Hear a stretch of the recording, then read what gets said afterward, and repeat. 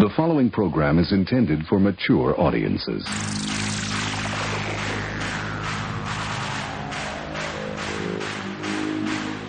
TBS, America's #1 independent television network, presents the following sports exclusive.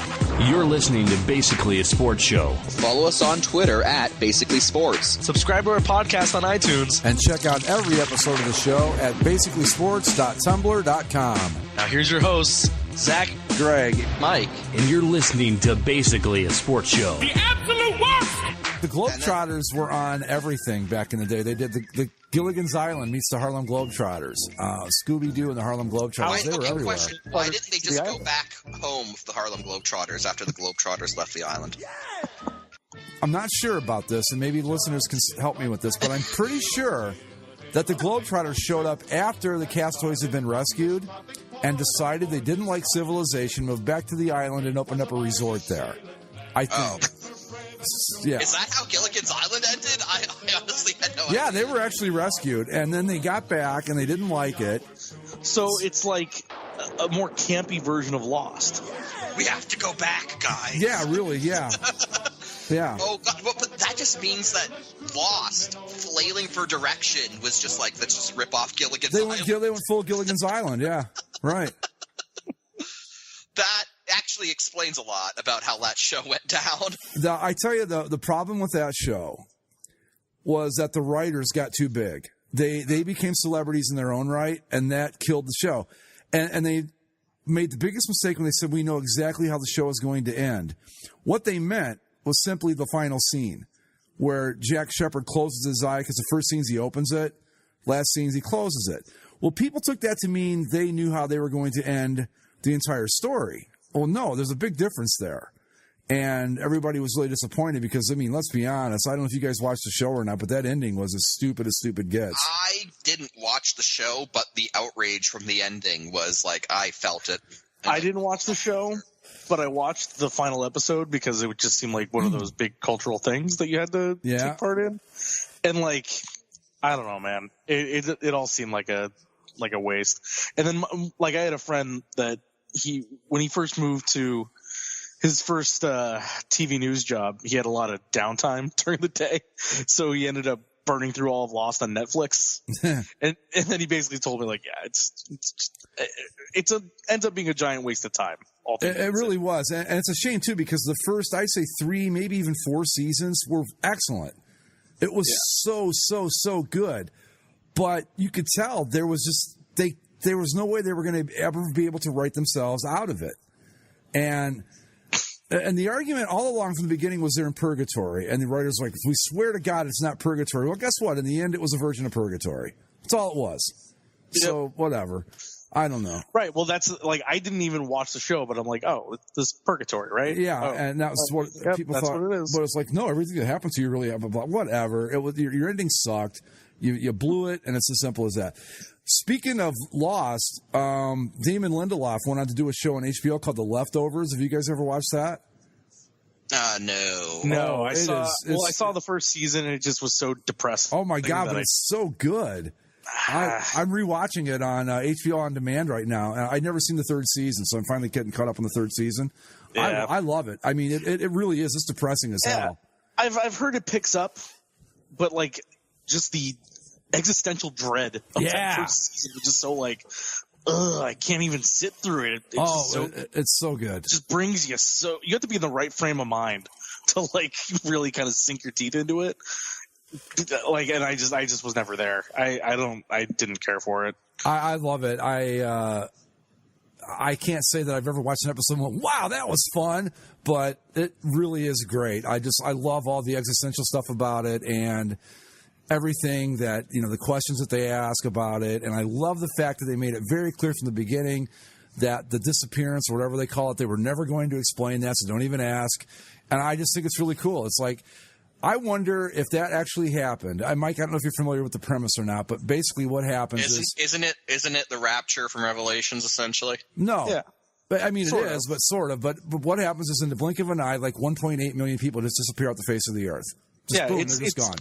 It's basically what the first 40 minutes of Endgame is like. Oh, you're like, okay, so the Thanos snap happens essentially. Basically, yeah. And then the whole show is about how people try to deal with it afterwards. And I watch it and I go, I don't think that this is how it would be. I think for a little while people would be freaked out, but I'd say within a year, everything go right back to normal. And that's their thing, though. It's like, I really do. I don't think that it would be near the existential crisis that they're having on the show would happen in real life. I just think we'd all just go, well, that happened, and, you know, I got to get back to Candy Crush on Facebook now. I think you'd probably question your mortality a little bit and just, like, the meaning of life and that whole thing.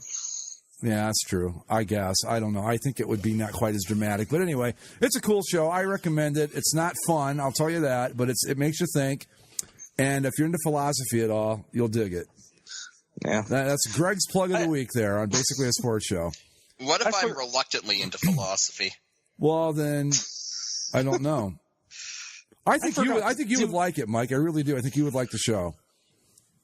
Because you're kind of religious, and you know your way around philosophy. I think you'd dig it. I really do. All right, take a look. I forgot. Do either of you watch Game of Thrones? No, I do. I don't. I do. I've never had a bit of interest in it. I don't know why. It never even appealed to me. The second to last episode was certainly a thing that happened. Oh, is it down to just the last two now? Oh no, we're down to one. Last week is the series finale. Wow. Yeah. And I don't know where they go from here, other than just everyone bowing to Daenerys' will because. Fuck. I mean, are you guys?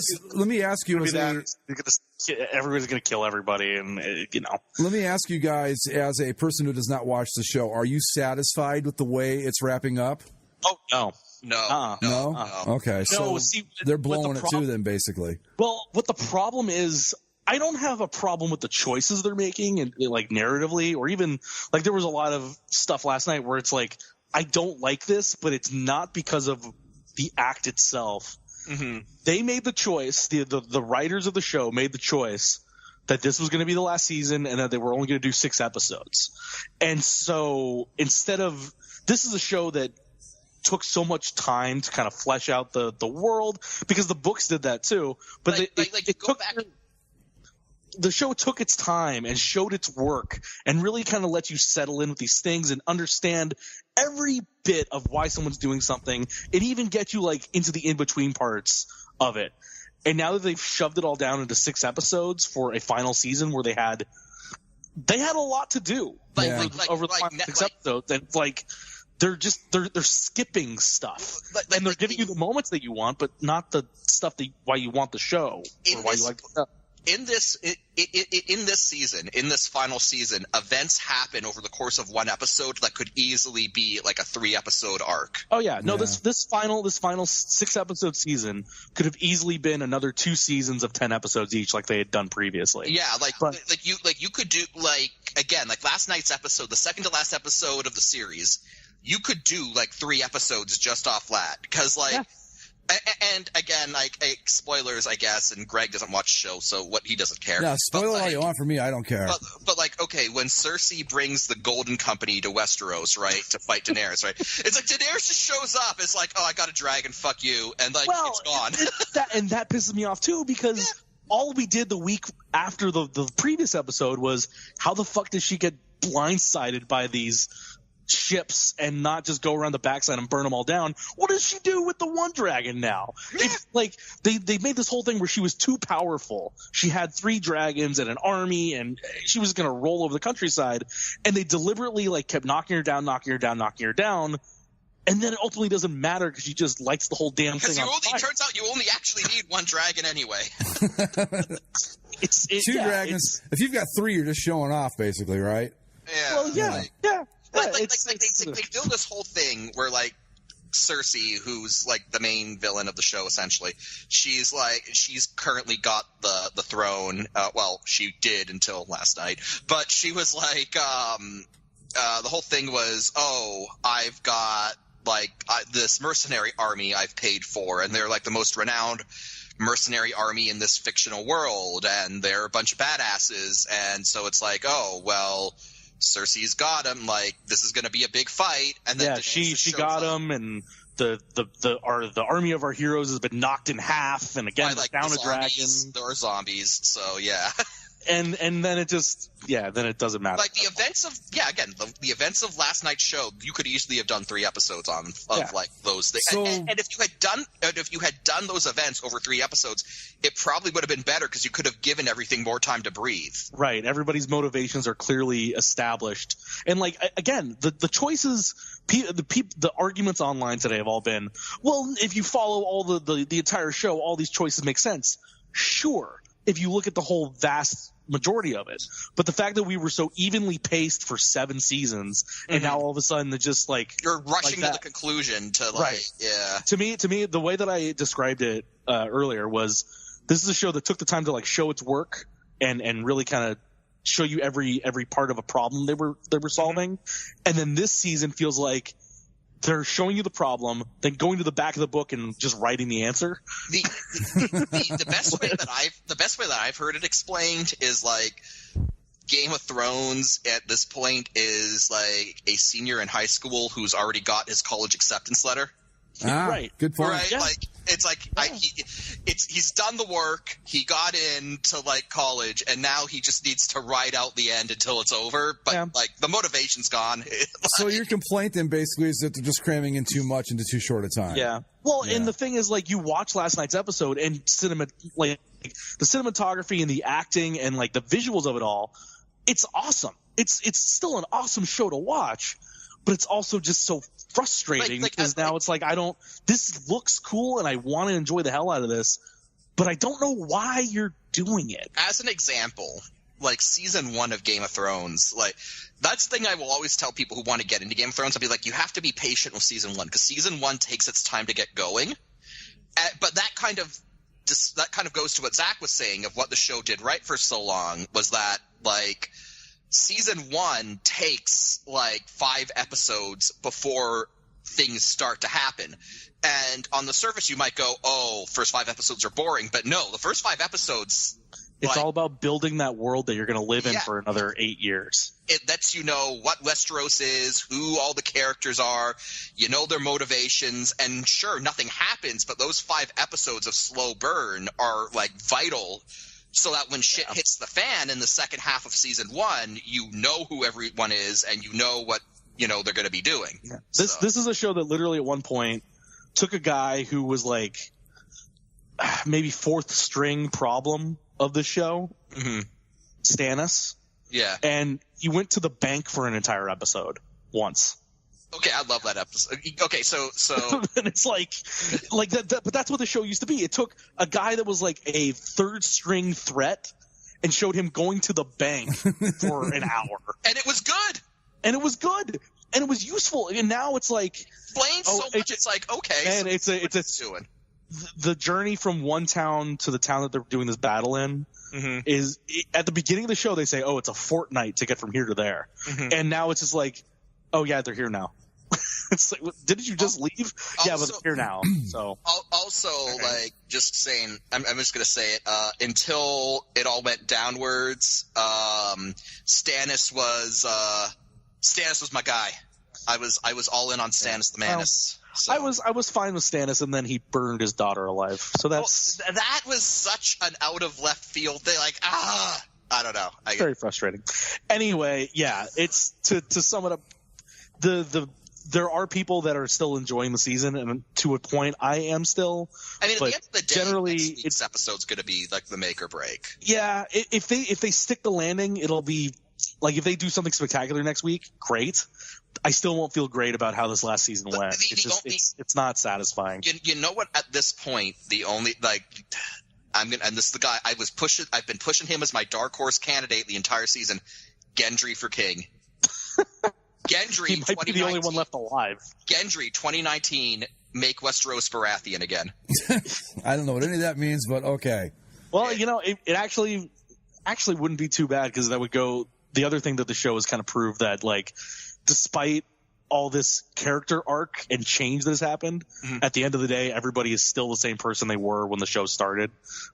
And so, like, if all the way back to Baratheon on the throne, it's like, all right, full circle, whatever. Another thing that bugged me at the end of the season, at the end of yesterday's episode was like Jon Snow just got turned into an idiot. Like, yeah, he's been kind of an idiot for a bit, just because again he's following in his quote unquote father's footsteps. So right now, as Uncle Sean Bean, yeah, being loyal to a fault. As it stands right now,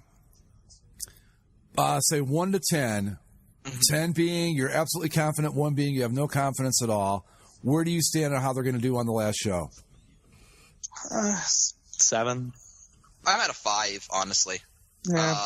It could. I lean that way a little bit too, because it really could go either way. They could do something that's just like yesterday, where it's unearned and not fulfilling. I mean, or they could do something that's awesome. So. Cersei dying was so unfulfilling, because it's like, yeah, it's like she's been.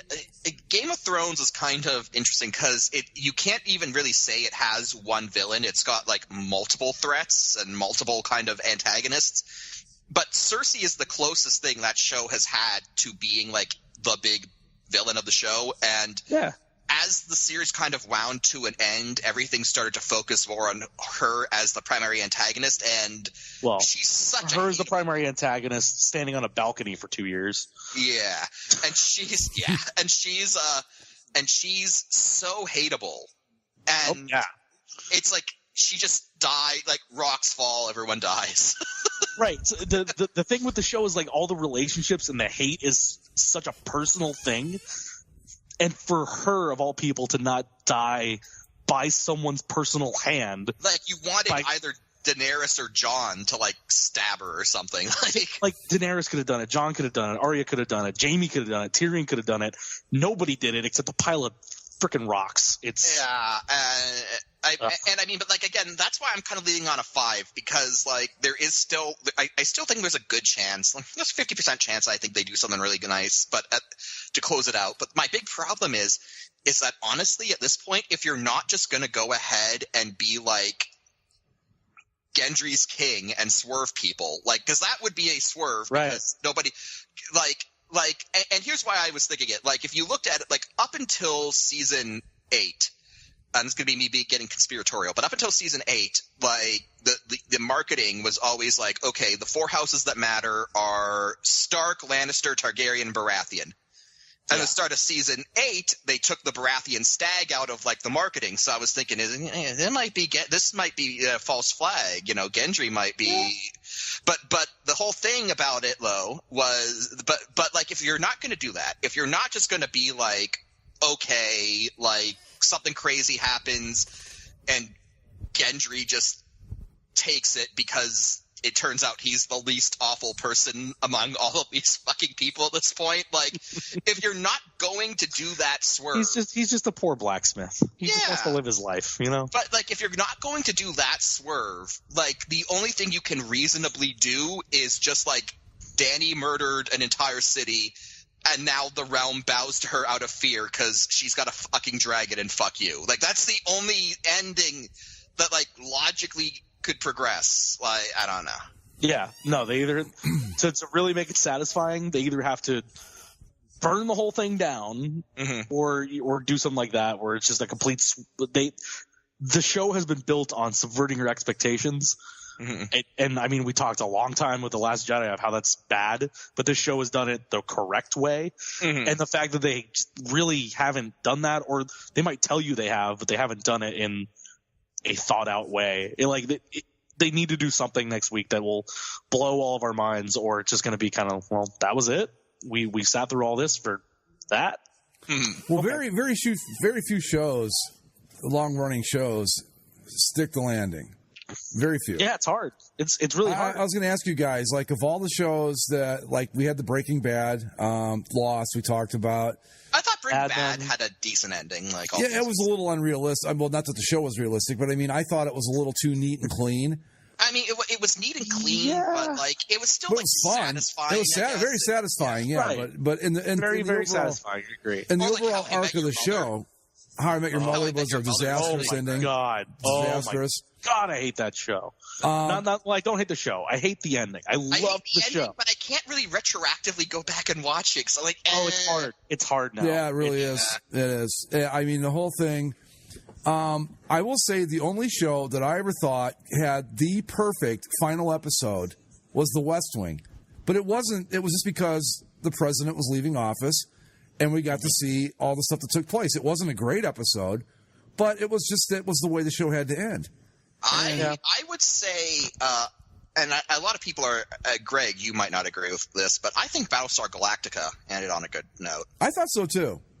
I did. With them finally getting to Earth. I mean, not that that's a spoiler. The whole show is kind of leading up to that. Well, yeah, and if you haven't watched it by now, then I don't know what your problem is, first off. And secondly, you should have watched it a while ago. But there were aspects of the ending of Battlestar that I didn't like. But overall, I thought they, everybody's like, wait a minute, angels and God. It's like, that shit was there from day one. It's, like the first fucking episode has, like, the drops the serious implication that the acting president is fulfilling a biblical prophecy. So and 6 in I think the first or second episode says I'm an angel from God, and it turns out she wasn't lying. Yeah, so I mean I don't know how much more literal you need it to be than that. It's like Ronald D. Moore's like, guys, like, I literally had the character say this. Yeah, second episode, and she says it numerous times throughout the series, and yet at the end people are going, wait a minute. Wasn't this angels and shit? It's like, were you watching? Because short of like writing a letter personally to you from Ronald D. Moore and telling you, yes, there are angels in this show, it couldn't have been any more obvious. But I thought it was good. My only qualm with it really was that I didn't like how far back in time they went. I thought it would have been better. Like I'd heard that a couple ideas they'd shown up right around the time of the Greek Empire, which would have been cool. I thought another ending was that. At the very end, instead of Baltar and 6 being in Manhattan or wherever they were going to have this team of archaeologists like start to excavate this Indian mound, and it turns out it's the Galactica buried under all this shit under thousands of years of dirt and whatever, which I thought would have been kind of cool. But other than that, yeah, I thought it was fine. Well, oh god, like that whole thing that would have touched off the whole ancient aliens bullshit. Well, yeah, which I thought would have been kind of a cool little like kind of screw you to Battlestar Galactica series finale guest star Giorgio Tsoukalos. Right, yeah. But I really liked the idea of them showing up right around the time of the Greek Empire, and that would have because if you remember, and Zach probably doesn't know this because he didn't watch the show, but they worship the Greek and Roman gods. They used the same, like the 12 colonies were named basically Sagittarius, Aries, Taurus. Yeah. The signs of the astrological, the zodiac, and all that. And I thought that would have been a really neat way to kind of tie all that together. But overall, I was very happy with it.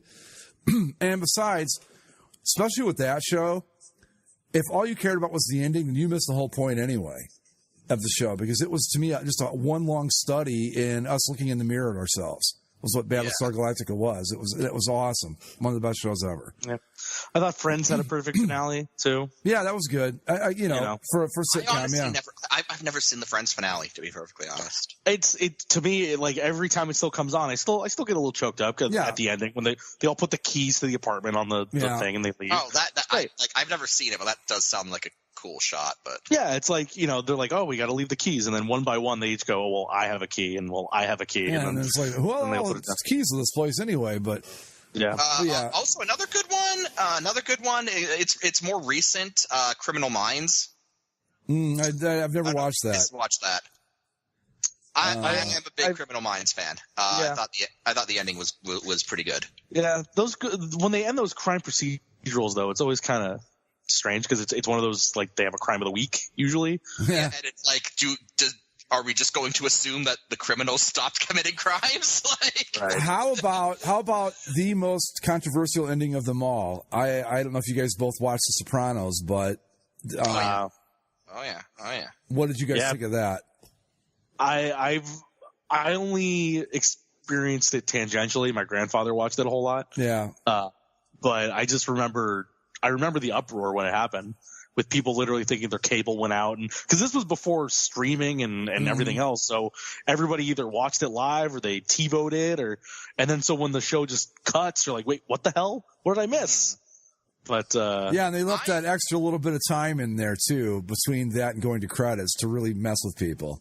Yeah, I hated it at the time, but the more that I've like kind of think back on it, the more I'm okay with it. Yeah, I thought it was fine.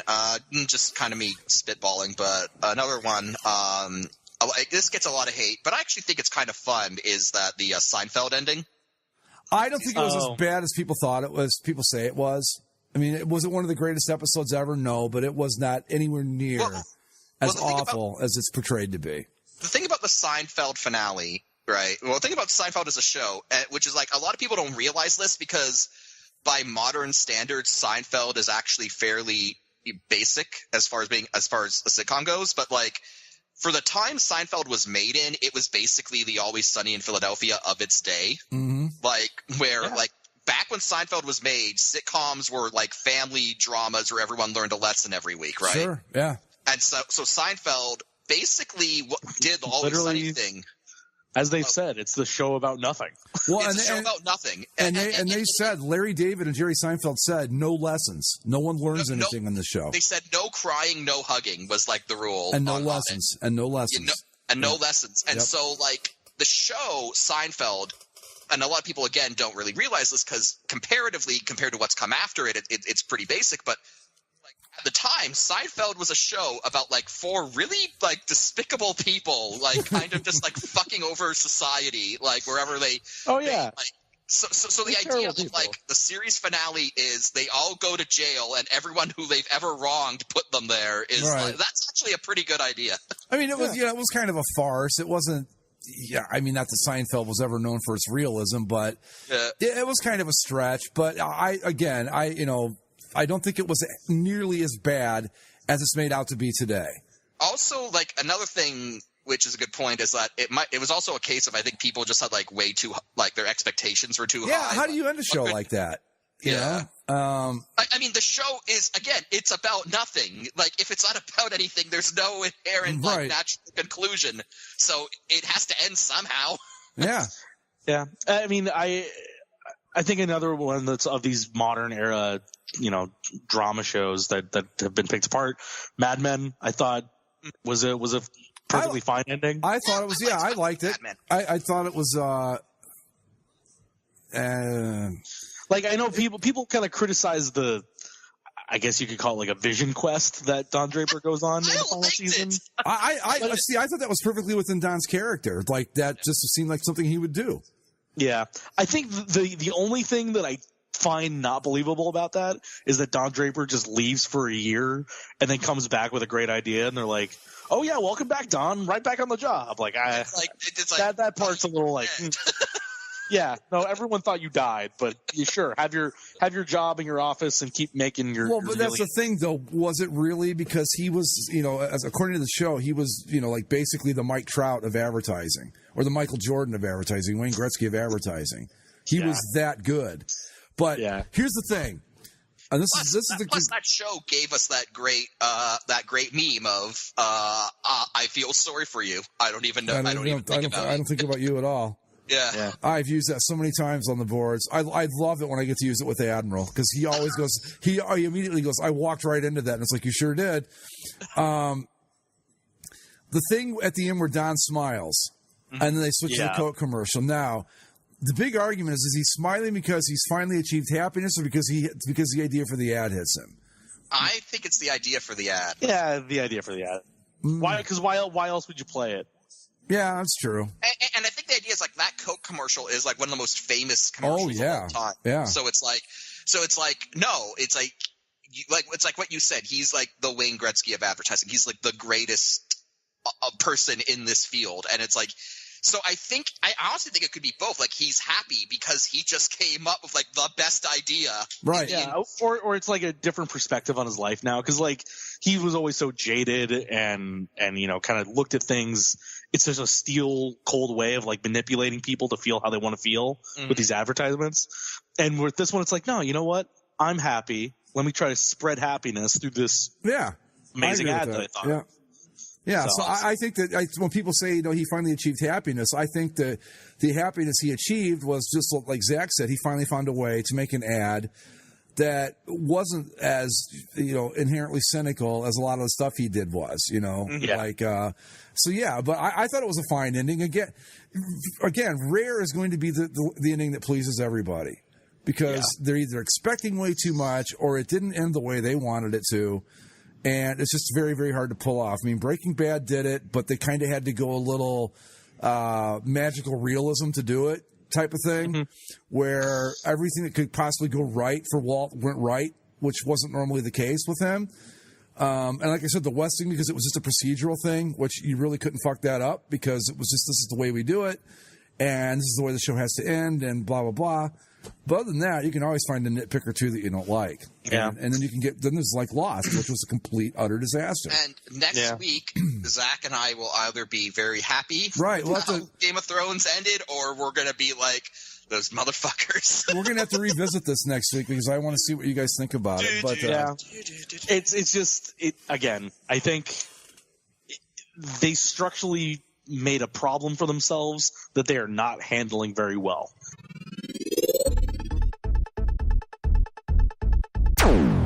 Basketball, the North. Full disclosure, folks, I only saw the last minute and a half of this game. But what a minute and a half it was. I gotta say. The NBA got fun. I don't know what. Maybe I'm just biased because it's my team that was on this receiving end. But look, after the gut punch that was the Maple Leafs playoffs, this feels good. I'm not gonna lie, this feels good. And was that shot not something straight out of a basketball movie? Well, see, that's the thing, right? It seems like it would be. Like, that's how, It bounced and bounced and bounced. High. It bounced 3 times on the rim before it finally fell in. Yeah. Unquestionably the greatest moment in Raptors history, right? Oh, absolutely. It has to be, yeah. Yeah, it is. And is it greater than the Jose Bautista bat flip? Boy, that's tough. I'd say probably overall, yeah. Yeah. I think it's up there with the Joe Carter home run, right? Yeah. Yeah. You could make an argument for it. I'm not sure if I would put it. I'm not sure if I would put it above it, but you could make an argument for it, certainly. Didn't they say that was the first time that we've ever had a Game 7 buzzer beater? Correct. It is. For the win? Yeah. Wow. That's pretty. It was really cool. I didn't think the shot had a chance in hell when he shot it. It was really not the smartest shot choice by Kawhi Leonard there. Yeah. But still, it was really, really cool to see. And I, like Mike said, the NBA was fun for a minute there. And I thought, well, geez, if it was always like this, it'd be worth it, you know? Mm-hmm. But then reality set in, and I thought, well, okay. So now the Raptors and the Bucks are going to face off to see who gets to go lose to the Warriors, which that's no fun. So I don't know. Speaking of the West in the NBA, the Rockets can fuck off and die for their broken promises. And you're a bunch of schmucks. Everyone's, you're the Warrior Killers. No, you fucking failed again. Fuck off. You're a waste of our time. Yeah, I think the only thing that makes the next series a little bit more interesting is the fact that KD has the strained calf. I don't know how long. Excuse me. I don't know how long he's supposed to be out, but isn't Draymond Green hurt for this series too? I don't. Did I hear that right? Know. Maybe I don't. Look, I'm a big Portland Trailblazers fan now because I'm just over the Warriors. I'd love to see the Blazers pull this off. But to me, Toronto, Milwaukee, and Portland, any combination of that is fine with me. But I want the Bucks and Portland to fuck off. I want the Raptors to be the team that ends the dynasty. That'd be nice. I don't know enough about the Raptors to know if they have the talent to actually pull it off. I don't know. Kawhi Leonard's a great player. But I really just don't know enough about the Raptors. Like with Houston, you can look at it and go, okay, I could see how they could do it. You can see like how Milwaukee might be able to do it if Giannis can just go full LeBron like LeBron did against the Warriors. With the Raptors, I'm going, okay, how do they do this? And I'm not saying they can't. I don't know enough about them to say they could. The thing that I would go is that the Warriors have been kind of underachieving these playoffs, and they've got some injuries, and so like they're going to be as easy to beat as they've ever been, I guess. But at the same time, now that they're getting to that point in the season, this is the only thing they play for. Yeah. So you're also getting the Warriors at like, okay, we've messed around enough. Now it's time to do our thing. But yeah, I agree. I think the Bucks, if there's a team that is going to beat the Warriors, it has to be the Bucks. It has to be because Giannis does something incredible. The Raptors are good. I would love to see them, make a final for once. That'd be interesting and fun, but I don't know what a Warriors Raptors series looks like ultimately, other than like. Hey, the Raptors are 2-0 against the Raptors are 2-0 this season against the Warriors. Well, not only that, but maybe that's the trick. Nobody knows what it would look like, including the Warriors. I mean, maybe they get the element of surprise. I don't know. I'll tell you this: whoever wins the East, if the Warriors win the West, which they probably will, whoever wins the East, that's my new favorite basketball team because I am just so tired of these Warriors. I really am. Yeah. I don't know that, like, the Bulls dynasty, whether you loved it or hated it, it was interesting. It was Michael Jordan, for Pete's sake. It's whether you hated it or loved it. It was like arguably the greatest basketball player of all time, right? Like on display, doing his thing. I don't know what these Warriors are. I don't. Steph Curry is good. KD's a good player, but they're the peak example of this NBA stats revolution, right? Like it hasn't been as soul crushing as it is in baseball, or as annoying as it has been in hockey. It's funny. I have to stop you for a second. Or did you said soul crushing as it is in baseball? The game I'm watching flipped over and they showed this ridiculous shift that the Phillies have on right now, and just like perfect timing. Right, but like the stats revolution in baseball has sucked all the joy out of it. Yeah. The stats revolution in hockey has not proven to be effective, really. And so in basketball, you have this kind of thing where the stats are working, and really the whole. I know this is going to sound revolutionary. The revolutionary stat that the Warriors broke, how they broke the NBA, was they figured, hey, 3 is worth more than 2. Right. We talked about it last week. Right.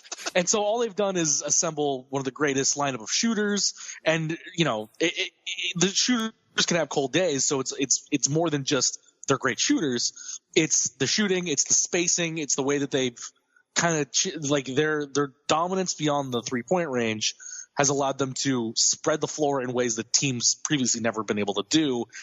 And that makes them able to do a whole lot of different things. And so that's credit to, Steph Curry. That's credit to Klay Thompson. That's credit to the Warriors management and Steve Kerr and all that. Yeah. It's amazing.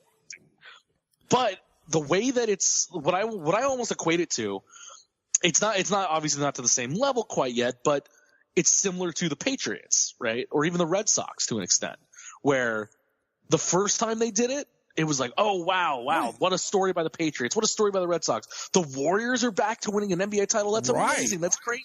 Yeah. But then they started winning every damn year, and it's like, all right, enough of you. Like this, and not only have they started winning, but they started to win. They started to get a swagger and an attitude that really nobody is going to take well to. And then right. And that's the real inciting incident was we were starting to get tired of the Warriors before they added Kevin Durant. Right. And then they did. And now it's like, oh, well, now you're the evil that we fought against for so long. And then now it's like the bitchiest of bitch moves because it's like Kevin Durant. It's like, oh, you couldn't beat them. So you just jump ship. And even now it's like, oh, you're only going to be here and then you're going to leave again anyway. It's like, well, then why does anybody watch any of this? So if you remember, I think everybody that's not a Warriors fan or hasn't been like indoctrinated by them somehow, you're going to be rooting hard for the Blazers. Maybe Damian Lillard has an incredible series, right? And I mean, they even when Lillard wasn't at his best, they had a great performance by CJ McCollum in that Game 7. So maybe they pull together and they have this attitude about them that they're fighting for each other or whatever, and they can upset the Warriors. Or you're rooting for the East and you're rooting for an incredible performance out of Giannis in a singular way, and then again, it's sort of a similar thing to Portland, with I think a little bit more skill in the Raptors with Kawhi Leonard and Kyle Lowry in them. I don't know. Yeah, it's going to be. Well, yeah, that's the thing. It's interesting, but only in the sense that you want to see if somebody can knock off these Warriors. I was just thinking back there. Remember what a surprise the Warriors were when they were like, "Wow, they're like they actually won a championship." Like, where did they come from, and how did they do it? And because I don't remember them being one of those teams that was on the upswing for 3 or 4 years, and they finally got there. No, it was kind of like all of a sudden it was like, "Hey, look at these guys." Yeah, like Steph Curry was there for a couple years before they finally turned it on. So yeah, it wasn't just like he came in and did it. And again, like even when he was drafted, I don't think anybody was thinking that he was going to be an MVP candidate. Like, yeah, he was going to be really good and he could shoot the lights out, but no, at best he was going to be like Ray Allen.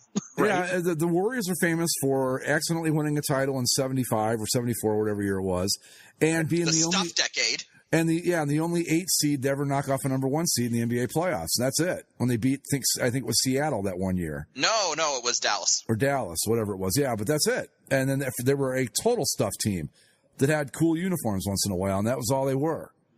I've never liked the city uniforms. Yeah, I used to think they were really cool, and now I look at them and I go, they're kind of stupid, really. Well, and they were quirky, with the trolley cars in the back and all that. But I think the Warriors are also in an interesting position where you can start seeing the cracks in them. Oh, like this will be it. If they win it this year, they might just win. But the cracks are showing as they move back to San Francisco next year. So like they did well. They did so well over the last few years. They earned themselves a new arena back in San Francisco on the right side of the bay, but going away from the Oracle and this thing that kind of gave them a different mystique. And now they're just going to be another San Francisco team. They're going to be a fine team in a shiny arena that will lose its luster after a few years. Now, that looks like a giant toilet. Are they sticking with, it does. Are they sticking with Golden State, or are they going to go back to being the San Francisco Warriors? As far as we know, they're sticking with Golden State still. Okay. Yeah. Because they don't want to alienate the people in Oakland from coming over. I think moving to San Francisco. I think they did a good enough job of that, just leaving town. Oakland's funny about stuff like that. But they're also the most successful thing that Oakland has seen since the 80s A's? No, yeah, definitely. Yeah, but that was a hell of a shot to end the series. Were you guys watching it live? I was. I delayed Game of Thrones to watch that game. Yeah. No, I was following along on my phone. I saw it up on the screen in the restaurant I was at, and then we left like in the middle of the third quarter. Wasn't paying attention. It comes up on my phone like, oh, watch this shot that Kawhi Leonard to beat the. I'm like, oh, Game 7 buzzer beater sounds cool. All right, let me click on the video here. Oh wow. What a bounce! Because again, I'm trying to think of other buzzer beater shots, and of course, any buzzer beater is spectacular in its own way. But like you said, it's straight out of a movie. Yeah, just the bounce on the rim, the suspense. I love. Have you seen the photos today of they got a good kind of establishing shot as the ball is up in the air on the first bounce, and Kawhi is crouched on the ground looking up. Yeah. Joel right next to him, and everybody in the arena is focused on where the ball is on the rim. Nobody's looking at anything else. Right. Oh, the funny thing is that if we watch a movie and the ball does that, we're like, oh, come on. It never happens like that. That's what we'd be saying. Why do they got to do this? Why do they got to make it so? But yeah, there it was, right there in front of us. Speaking of, I'll pull it up. Skip Bayless. Oh God. Oh, what did Skip Bayless have to say? Oh my Lord, man. He was at his. Again, there's no way he believes this crap, right? Yeah. There's no way that he believes the shit he's trying to sell you. But okay. That was the luckiest shot I had. This is all in all capital letters, by the way. That was the luckiest shot I have ever seen. Couldn't happen to a worse guy. Oh, jeez. Why? And then why? He also keeps calling Kawhi Leonard number 2. Okay. So he says, number 2 just had the audacity that he works on that shot every day, followed by 15 question marks. So he works on hitting near side of the rim on the corner 3, having the ball bounce up and hit the near side of the second time across the rim, then bounce twice off the far side before falling in. What did Kawhi Leonard ever do to Skip Bayless? Well, not only that, but here's a little thing for you too, Skip. He said he worked on the shot. He didn't say he worked on bouncing it 4 times. I'm sure he works on that shot. It's a corner 3. Number 2 could shoot that shot 100,000 times and not get it to do that again. Well, yeah. It bounced backward off the near side of the rim. I thought it would just fall straight down, but it somehow had weird enough forward spin. When it caught the little iron again, it bounced into the far side. That was the complete opposite of the clutchest shot I ever saw. Used to be a writer, Skip. Clutchest, most clutch shot I ever saw. The Ray Allen swish from the corner that shot my Spurs and number 2 in the heart. Oh, that's why he's calling him number 2, because he was a Spurs fan. Oh, okay. He was traded. He was traded. Like, that's... Again, that was the, in all capitals, luckiest Game 7 winning shot in NBA playoff history. Well, right. Honestly, Skip, it has to be because it's the only one so far. So it's the luckiest, it's the best, it's the everything you can think of. It's all of those things. And then 10 hours later, early this morning, he was getting right on his promo wagon because he parlayed those tweets into a promotion this morning. How much of number 2 shot heard around the world was skill, and how much was it luck? At Undisputed, 9 a.m. Eastern Time, FS1. Oh, is that the one he and Shannon Sharp yell at each other? Right, yeah. Okay, so again, I got to We're about to debate what number 2 proved this year. Oh, my God, shut up. Just enough already. Again, like, why is he mad at Leonard? Like, he was traded to Toronto. It's not like he asked that he wanted out, right? Right. Wasn't that the thing, that he was going to leave? Well, he's not the first guy to ever do that. I don't understand these guys like Skip, especially Skip Bayless in particular. But because speaking of radio hosts, there's a guy out of Boston. When we get to hockey, I want to talk about a little bit too. Oh yeah. But I know what you're going to talk about. I don't get that. Now look, I'll be the first to admit we don't have hundreds of thousands of listeners, but we've got a decent sized audience, and we didn't get it by coming on here and saying the craziest things we could think of. I don't understand why they feel the necessity to do this. And my thing is that if we have to act like that to get people to listen, I'd just rather not do the show. I'm dead serious. Well, yeah. That's what it takes. I do not want that person listening to the show. I just don't. There is no way that he believes this. Yeah. There's not a single, like, it's all an act. And credit to him for making money off this act. Yeah. But come on, man. Like, right. Have some sort of dignity at least. I don't know. Yeah, it's just that's his clip. By the way, the Oprah response is hilarious. You mad? But the thing about, like, okay, Stephen A. Smith, who I understand, he's not associated with Skip Bayless anymore, but, you know, still noted idiot. They came from the same cloth, right? It's all the same bullshit. He was saying about how he was, like, praying that the Sixers would win Game 7. What is it? Is this just an anti-Canada thing in the NBA? Like, come on. I don't know. Sixers, I don't, man. Who knows? Fucking North, you assholes. What? I don't get these. I don't get these guys. Look at, like, Dan Patrick doesn't do any of this shit. I think he's got twice the audience of those two idiots combined. Maybe that should tell you something. Maybe there's something to be read out of that.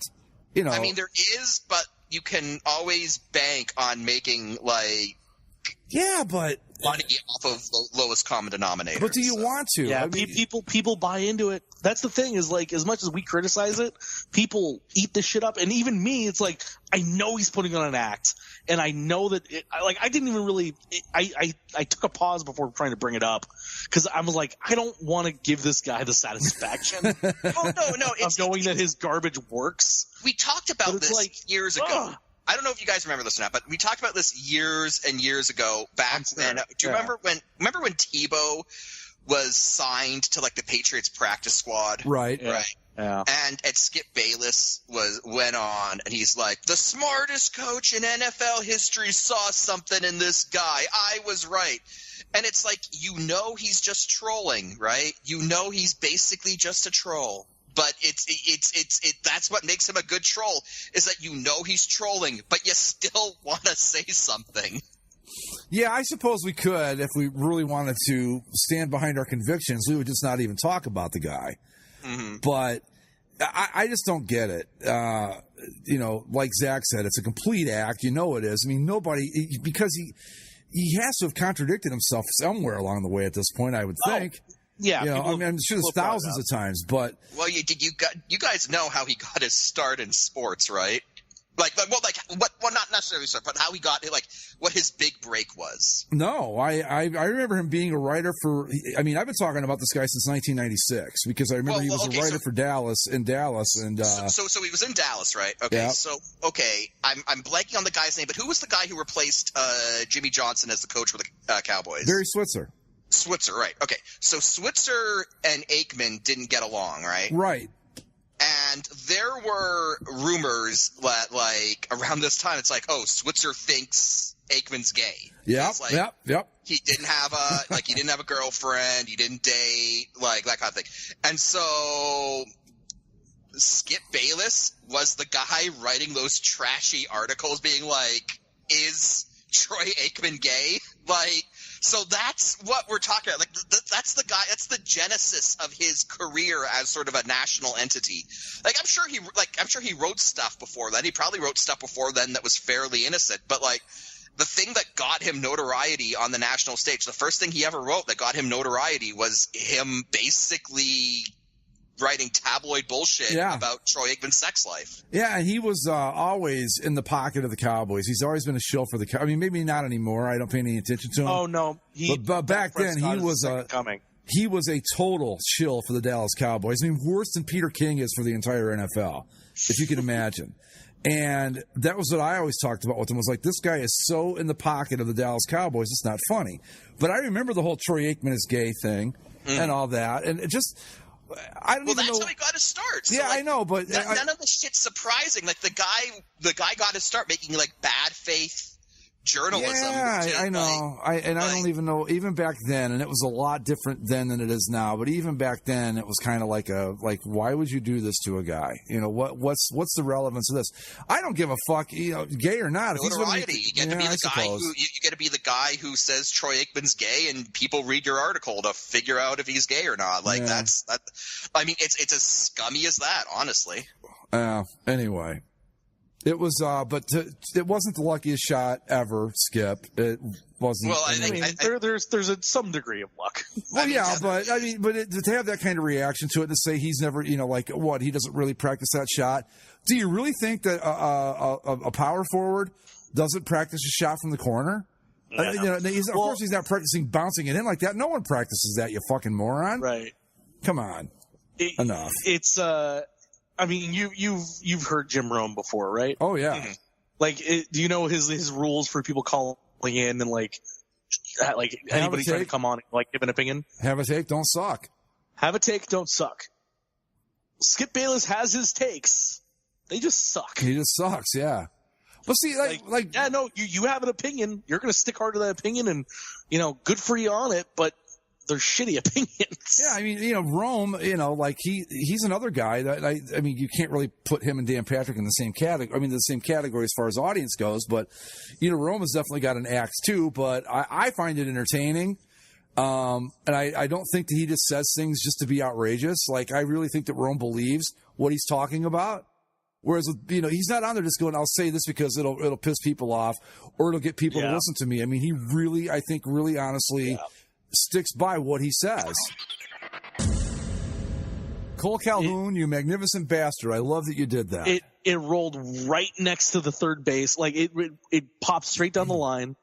The third baseman was, 2 feet from second base. Uh-huh. So he had to run all the way over back to the line.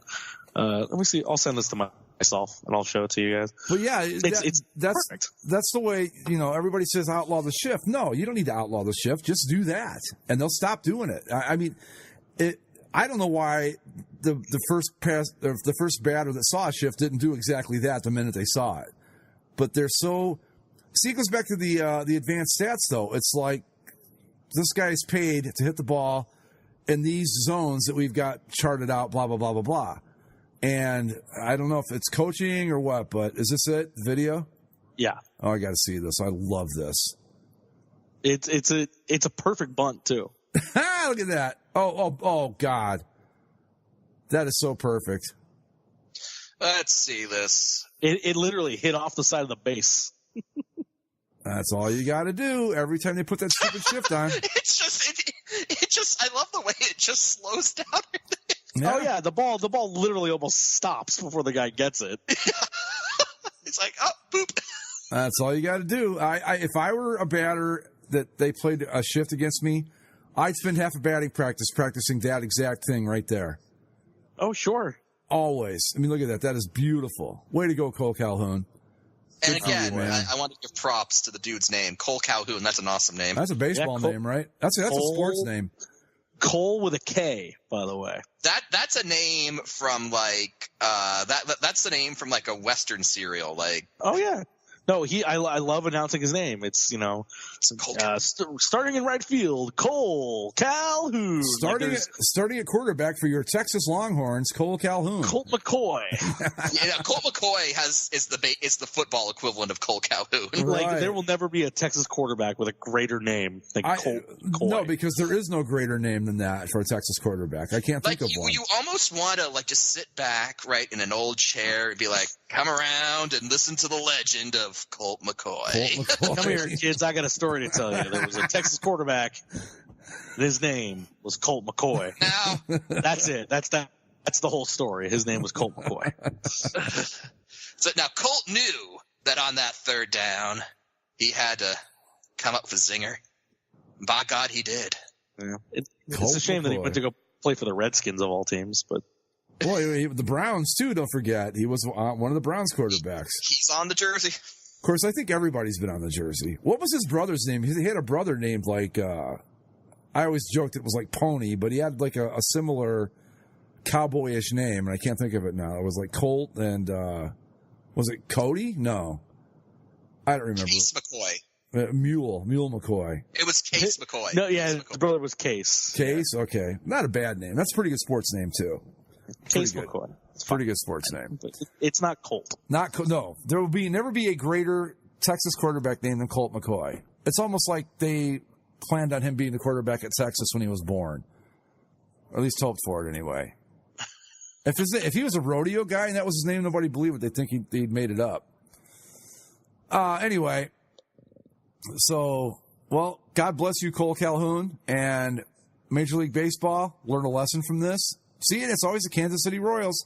They started the whole thing with I called him Tom Gordon last week. It's actually Alex Gordon. Tom Gordon was a closing pitcher for them years and years and years ago. But anyway, so the hockey, looks like the Canes might be done, huh? Yeah, I mean, they lost. Down 2-0 pretty quick. They were down 2-0 against the Caps as well, so I wouldn't count them out just yet. But I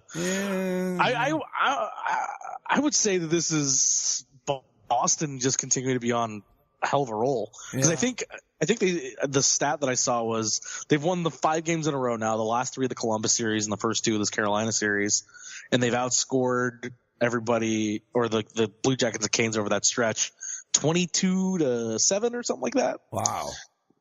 So, I mean, not only, yes, the Canes maybe have slowed down a little bit, and that'll happen after, you battle through 7 games, then you sweep amazingly through the 4 games, and then you sit around for a week. Right. Well, I mean, the thing about it though is that like the Canes were kind of in the Blue Jackets situation where they had to win out down the stretch of the regular season. So they were playing off Blue Jackets. They were playing playoff caliber hockey like for the last week or so of the season, and that carried in. They had a tough series against against the Capitals. They won that.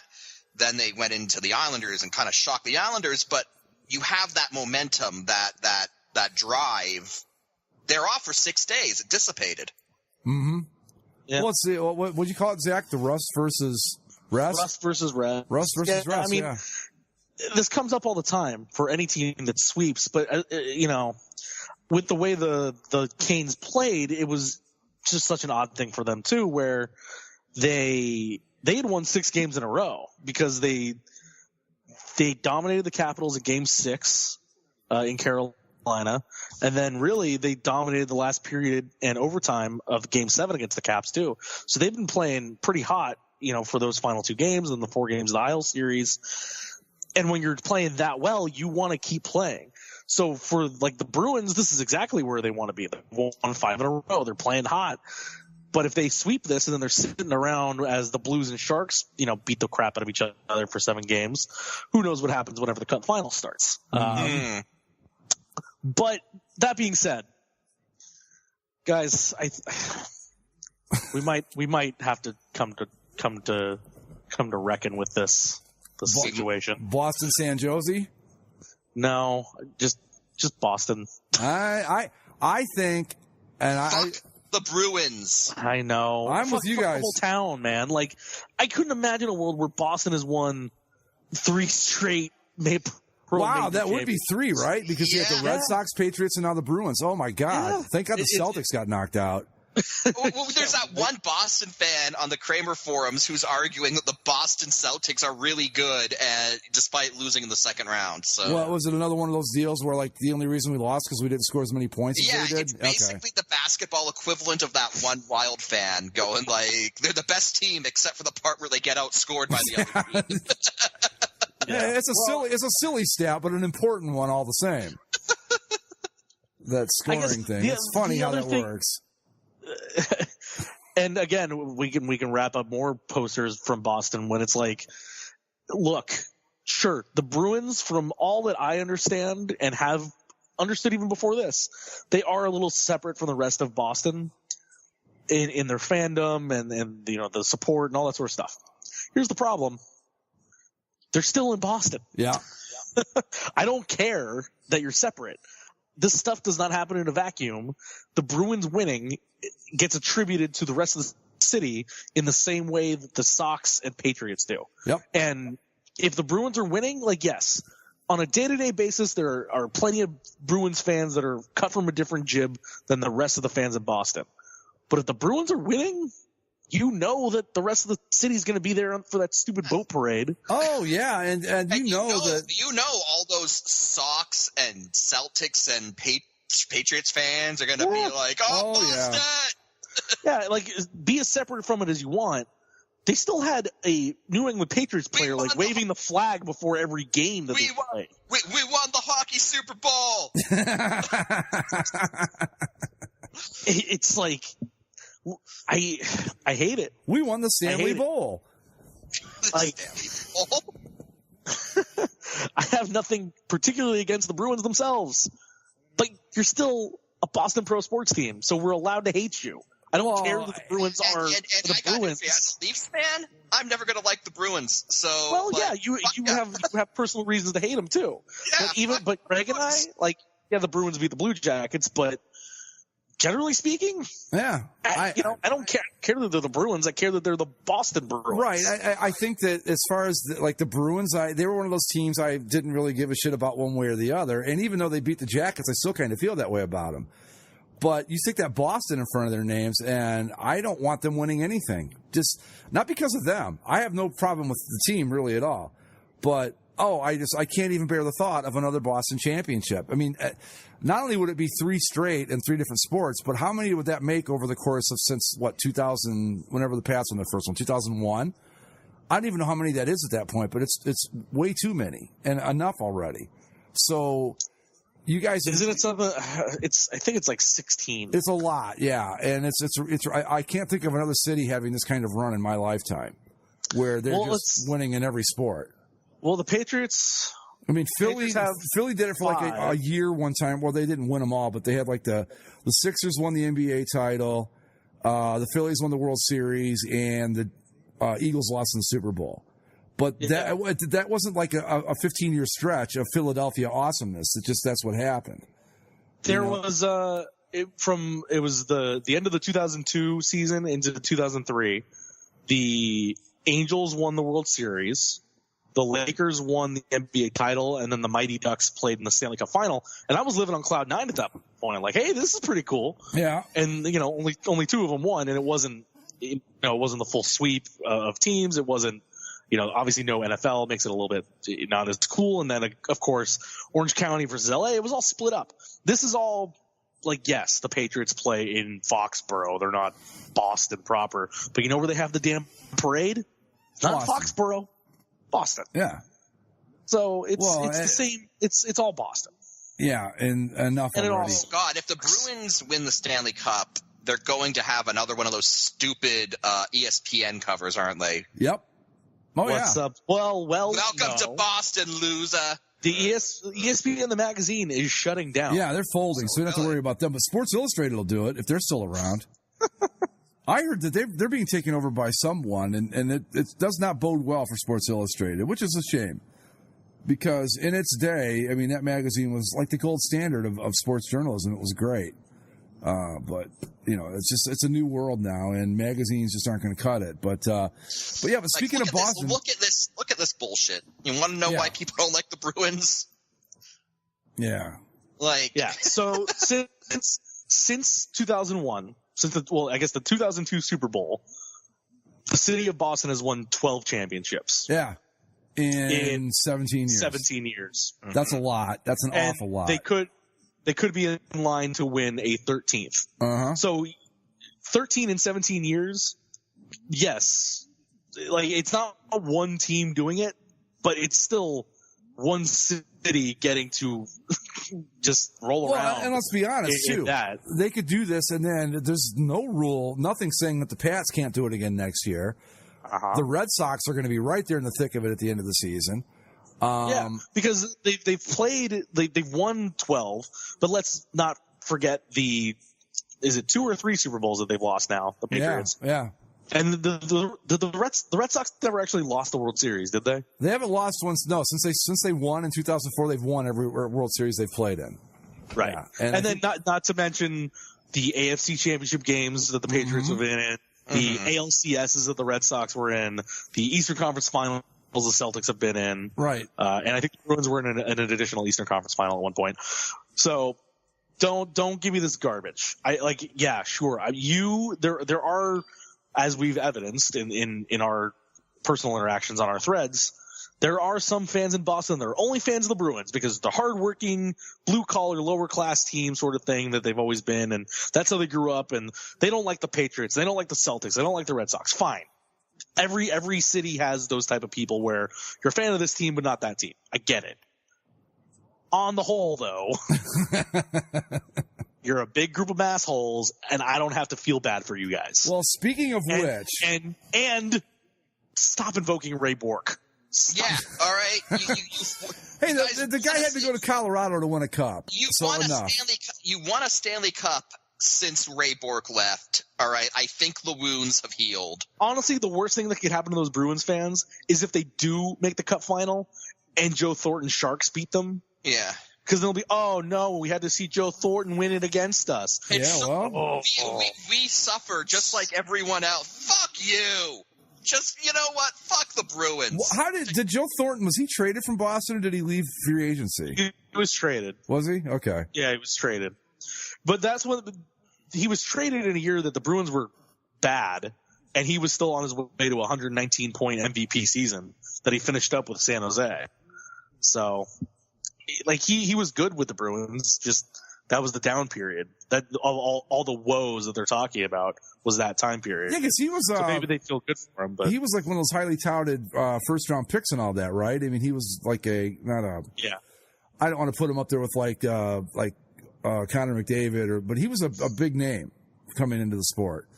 But yeah, so screw these guys. And speaking of which, now you've got this radio show host in Boston who has basically just shit all over the Carolina Hurricanes media people, calling them hicks, telling them you can't say and listen to their accents and all that. It caused me to tweet this, and I'll say it on the show too. Is there anything about that city that isn't an asshole? Because I don't know. The specific thing with that radio host was I heard the audio of it, of the incident, which is just terrible. They're the Boston media, so they're trying to get a Hurricanes perspective on the team and kind of learn more about them going into the series. That seems like a good enough idea as anything else. So they call up the main beat writer for the Carolina Hurricanes down there for the Raleigh News and Observer, and it just so happens that the guy Chip Alexander has a Southern accent, like not just like a slight drawl, but no, he talks like this about sports and he's gonna tell you about his team. It's like a thick Southern accent. There's two radio hosts. They're going along. Does he invite them to the parlor for some white cake? He might. And then of course, like there's two radio hosts. One of them has a normal voice. The other one has a thick Boston accent. Which is 10 times worse than any Southern accent, by the way. Please tell me it turns into an accent battle. Oh no, it doesn't get there because they're having like a normal interview so far, and then the guy's in the middle of an answer, and the dude with the thick Boston accent hangs up on him. He says, "I can't take this anymore. I can't listen to somebody with a Southern accent talk about hockey. Yeah. I can't do it. Mm-hmm. It doesn't mix right." And it's not like the guy was saying anything bad. He was literally just like, hey, tell us about the Hurricanes. How have they done this? How have they done that? And the guy was going on with a normal answer, and he just got cut off in the middle of the interview. Yeah. Because the dude, like, not just like, hey, we're going to let you go. I can't stand you. Just hung up on him. Mid-answer. Yep. Mid-answer. Because he couldn't and take the other guy was like, accent. And then the other co-host was like, what the hell did you just do? And he's like, I couldn't listen to him. I couldn't listen to his fucking accent. And the other guy's like, that's a real dick move. Like, he actually calls him out on it. Like, what are you doing? You're such an asshole. He's like, I couldn't do it. Oh, man. So these are the people that we're talking about. Yep. Exactly. So go Canes. Absolutely. Yeah. You're down 2-0. I don't like your chances. So yeah.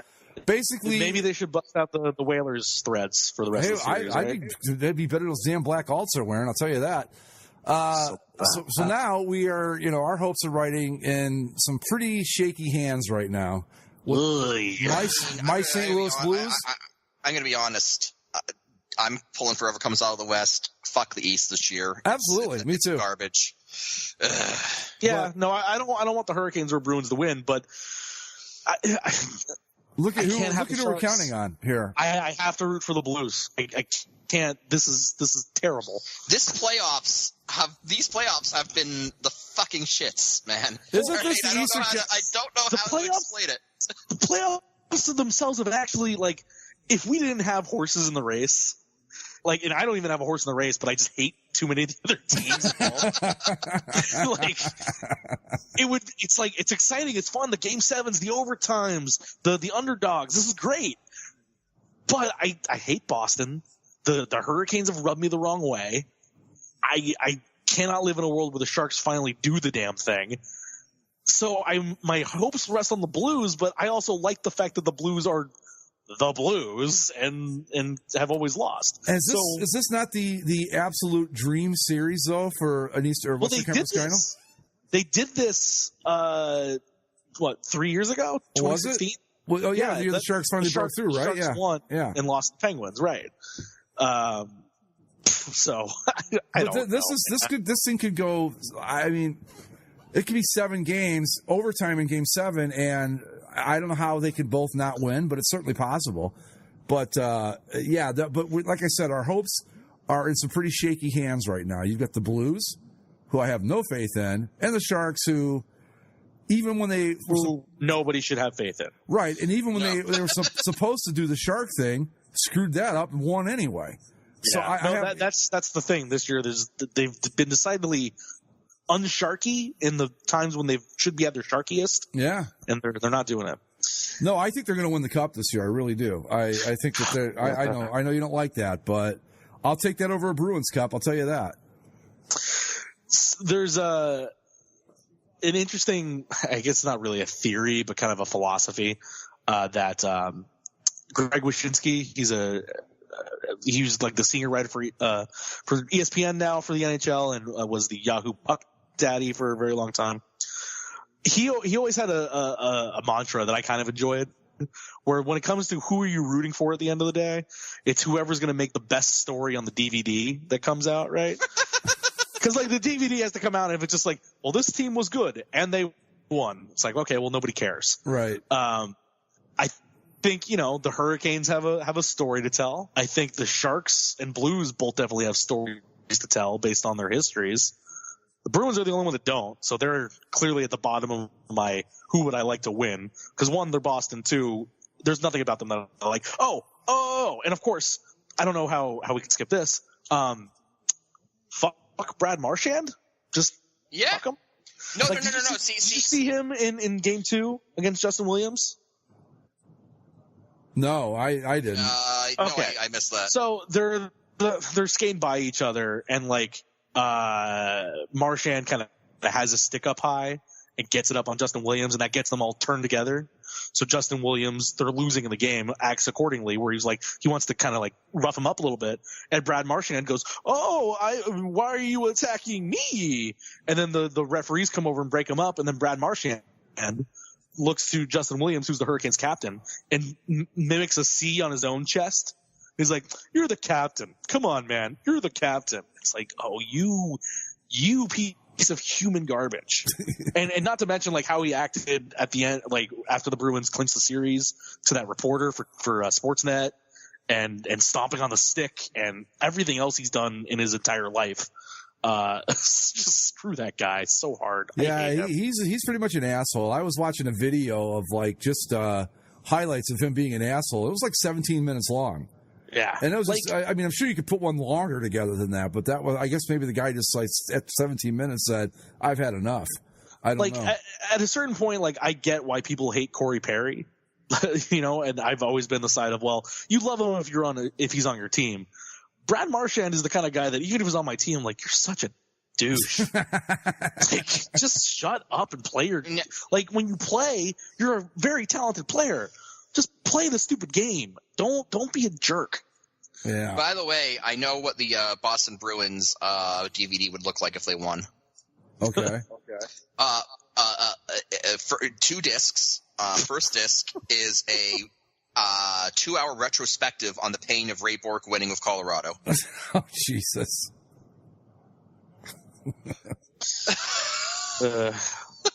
The second hour would be about the Pilgrims and the hard soil they had to till. The rocky soil they had to till. And then they would eventually show you highlights of the Cup final. Yeah, I was going to say, we'll give us some hockey at some point, but it'd be a while. Yeah. I thought they were all thrilled that Ray Bourque got to win that cup with the Avalanche. I thought that was they were happy for him, but they were so sad because it wasn't with the Bruins. Oh, you know what? Tough. Life goes on. And then guess what? They eventually won. And despite them winning, they still hate the team. It's this perpetual Boston like complex where they have to constantly hate themselves. Yeah. Despite being like the most successful sports city anybody's ever seen. DG now actually had a really good take in the in that thread, and I wish I had it up because I'm going to desperately try to pull it up here. But it was something about like this is peak Boston, right? Right. Like you don't get to be happy for where you don't get to be like sad about Ray Bourque and then also have won a cup recently. It's one or the other. Like yeah, like these things cancel each other out eventually. Like. I mean, Greg, Cleveland was terrible forever, right? Mm-hmm. But the Cavaliers finally won a championship. So should people still complain about the Craig Elo shot? No. I don't think so, no. It's like, hey, all the pain, yes, it's relevant to that the pain you go through is worth it when you win a title, but you can't like bring that up when you say, oh, woe was us anymore, because like, no. That's a different era. Yeah. Tell me about what you did since you last won. That's your new era. I mean, I think you can still bitch about the Browns and the Indians, but any Cavs bitching, done. Sorry, that's over. Especially when, not only did you win the title, but you came back from a 3-1 deficit against the greatest single-season team of all time to do it. Sorry, Craig Elo goes out the window. The all the other bad losses over the years go right out the window. You don't get to complain about that anymore. No, never. Yeah. Never. Okay. So got a Boston fan going here, watching Ray Bourque lift the cup in Burgundy, first round exits year after year, losing to the AC twice. Oh, fuck off! When did they win the cup? In like 2011? Yeah, won a cup in 2011, and then DG now comes in. This is peak Boston fandom. What feels better, the winning or the complaining about losing? You can only choose one. No, they literally love self-loathing that they get to portray. And guess what? When after a certain point, 12 titles in the past 19 years, you don't get. Nobody wants to hear it. No. Yeah. You don't get to be self-loathing when you've won 12 titles in 19 years. Okay, you know, the rest of us are huddled here in our misery because our teams suck, and then you've won everything. You're like, oh yeah, we've had a hard time. No, shut the fuck up. Like, look, and here's a similar comparison. Okay, I'm a Ducks fan. Anaheim Ducks fan. Been there since the beginning. There was a whole bunch of crappy years as the Mighty Ducks. Some heart-wrenching sweeps against the Red Wings, all that sort of stuff. And then they finally won the cup, and it was amazing. And all those years that you put in, really finally worth it because you get to see your team win. And sure, like, now that they won, so that kind of clears the record before that. Since then, there was the 4 consecutive Game 7 losses. There's, this season. There's all the crap that we've endured since winning that cup that is now relevant to complaining about trying to get back to the next one. I'm not going to go back and say, oh, geez, it really sucked when we lost to the Devils in 2003, because that doesn't matter anymore. What matters is the period in between. So, sure, all the first round exits and the Ray Bourque shit, that's valuable until 2011. What is your major disappointment since then? That you've been one of the most competitive teams in the Eastern Conference, and you've just been in a conference that happened to have the Penguins and the Capitals in it? Like, that's not. I'm sorry. Look, when you've won, what did we say? 13 titles, 12 titles in 19 12 years. Titles 12 and 17. 12 and 17. 12 and 17 years. I think you just sit back and go, what a great time to be alive if you're a sports fan from Boston. That is the only thing you get to say. That's it. Anything else, I'm sorry. You don't get to complain about anything. I don't care. Look, every team on the board. Yeah, even the Celtics won in 2000. What year did they win? Was it 2007 they won? Anyway, I want to say 2010, but yeah. But they've because it was like the Lakers. It was when they played the Lakers back to back.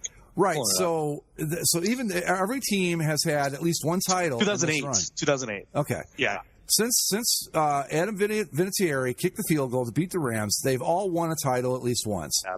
And the Patriots have 6, the Red Sox have 4, and then the Celtics and Bruins each have 1. Right. So there you go. You don't get to shut up. You don't get to complain about anything at all. And again, not to mention all the other championship game appearances and conference finals and whatever else. You want to know how many Cleveland titles that there have been in my lifetime? In my lifetime, 2. And 1 doesn't really count because we don't count the titles before Super Bowl. So really only 1. So they can go fuck right off. I'm sorry. You want me to bring up the sad Toronto scene? We had the back-to-back World Series titles, which I can't remember in the early 90s. And even though I was at one of those games, I can't remember anything aside from it was loud. Other than that, the Raptors were a joke, and then Vince Carter made them serious, and then they were a joke again, and now I guess they're good, but they haven't won anything, and the Maple Leafs are a constant story of sadness and woe and bitterness. So I don't want to fucking hear it from Boston, right? And again, this isn't even a situation like, look at Chicago, for example, right? Where like you say, the Blackhawks have won, and the White Sox won, and the Bulls had their titles, and the Bears won a while ago, but they still won. But it's not like you're using all of that to say, well, I mean, if you're a Cubs fan, but you have all these other titles, it's like, no, that's a special sort of losing that you need to overcome. Again, the Bruins and Celtics have won. The Bruins in particular, germane to this conversation, the Bruins have won. It's not like the Bruins haven't won since '67 while everybody else has been winning in town, and so they're the redheaded stepchild. They're just like everybody else. Mm-hmm. Sure, they don't have as many as the Red Sox, but neither do the Celtics. And I don't hear Celtics fans pissing and moaning about that either. Well, you haven't listened to Bill Simmons much then. Oh man, I have not listened to Bill Simmons since the week before the Super Bowl. What I do is I look at the podcast, I see what he's talking about.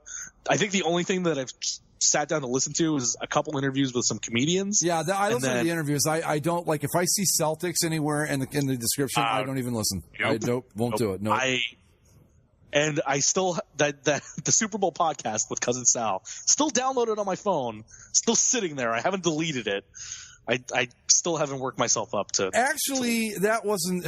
Maybe it was bad, and I don't remember it as being as bad as it was. But I think I remember thinking it wasn't as bad as I thought it was going to be. Not to say it wasn't bad, but I still don't need to hear Boston gloating over my team. Anyway, we're about 90 minutes, guys. So let's wrap this bad boy up and move on to next. Yeah, we didn't. We barely touched on the Blues and Sharks, but I don't know what there is to touch on really. Like, Sharks are up 1-0, and Sharks are up 1-0. It's these two teams. I expect it to go 7-7.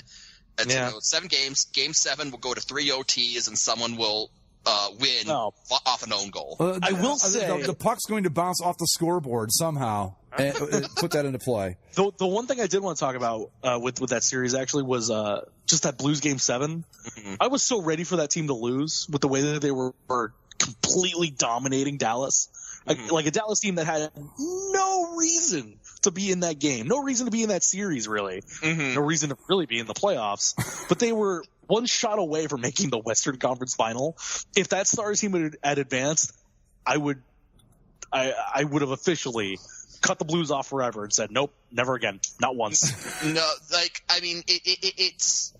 the Stars were kind of looking like they might pull an Ottawa Senators from a few years back, where the Ottawa Senators, which is today a shambling shell of a hockey team, not that long ago was a goal away from the Stanley Cup Finals. Yeah. Like, how?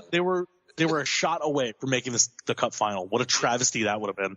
Yeah. Oh boy. I remember that. We spent the entire show going like, do you know why Ottawa's good yet? No, I don't. They suck. But they keep winning. Anyway, on that note, folks, we're going to wrap it up. Follow us on Twitter at Basically Sports. Subscribe to the show via iTunes, Stitcher, Spreaker, and YouTube. Thanks for tuning in, and we will see you next week. Fuck Boston.